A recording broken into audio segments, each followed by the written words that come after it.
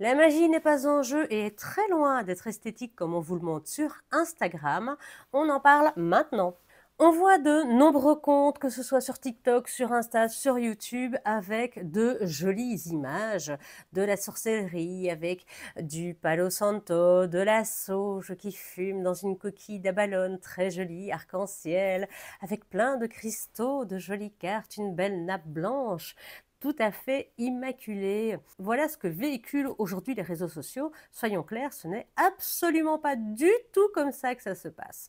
Alors, quand je dis que la magie n'est pas en jeu, c'est que même si je ne le dis pas dans toutes mes vidéos, il faut savoir qu'il y a des précautions à prendre et on me l'a rappelé dernièrement, c'est-à-dire que par exemple, lorsque vous faites une protection, avant de mettre une protection en place, il faut évidemment avoir purifié votre intérieur avant pour que toutes les mauvaises énergies en soient sorties, avant d'encercler dans cette protection qui était le cuivre, la maison, pour ne plus que ça y rentre. Eh bien, tout simplement, c'est vrai que c'est parfois tellement évident pour moi que j'oublie de vous le dire. C'est comme les protections, eh bien, protégez-vous toujours avant un petit rituel. Une petite protection préalable est toujours intéressante. Alors, ça, c'est pour les bases. On rappelle que la magie, la sorcellerie est très très loin d'être en jeu. Quand je dis ça parce que moi je le fais, hein, je pratique et je peux vous dire que le nombre de nappes que j'ai trouées, qui sont dégueulasses quand j'ai fini parce qu'il y a de la cire dessus, il y a des encens, il y a des petits encens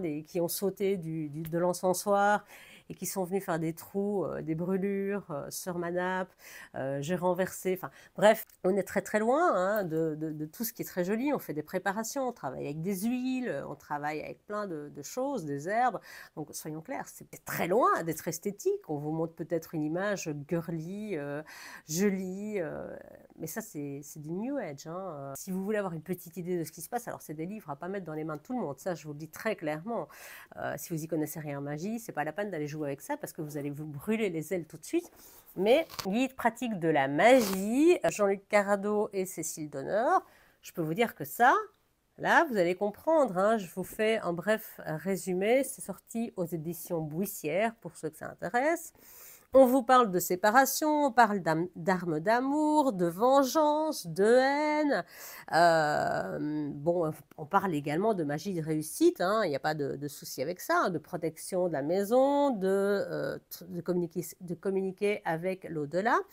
Donc, il y a pas mal envoûtements sexuels entre autres, et je peux vous dire que ce qu'on trouve là-dedans, c'est loin d'être des choses anodines. Hein. Ça vous engage sur de nombreux plans, et quand vous faites une magie, n'oubliez pas que vous avez toujours quelque part un don de vous. Je dis toujours aux gens qui veulent faire un retour affectif, pensez que la personne qui vous revient n'est pas celle qui vous a quitté, puisque ce n'est plus celle qui vous a aimé, elle est là contrainte et forcée, et une fois que vous êtes pris dans les pièges de la magie d'amour, c'est très difficile d'en sortir, voire quasi impossible, tout dépend un petit peu des pratiques qui ont été faites et de comment vous avez été lié. De manière générale, la magie des campagnes, si vous voulez en extrait, alors là c'est très vieux, c'est pas forcément le meilleur livre de magie, mais il fait partie de la culture. Hein. Il y en a d'autres qui sont meilleurs que ça, mais je ne sais pas tous ici. Le grand et petit Albert. Alors là, je vous jure, si vous voulez savoir pourquoi la magie des campagnes, les sorcières, on les mettait de loin, loin, loin de nous, c'est parce qu'elles vont jouer avec des insectes. Enfin, jouer, on se comprend, hein.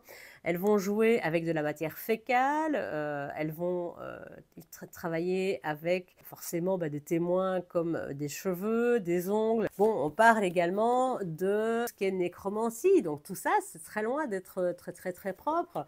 Les secrets vaudous, mieux les connaître pour mieux s'en protéger. Il y en avait d'autres hein, sur la protection contre la magie vaudou, dans lesquels on vous explique comment il y a des sacrifices souvent de poules et poulets, mais là, si mes souvenirs sont bons, dans ce rituel-là, qui était un rituel de mort, parce que oui, on peut tuer par magie, il y avait le sacrifice d'un bélier, si mes souvenirs sont bons. Vous pouvez me corriger, hein, si vous connaissez les rituels, n'hésitez pas.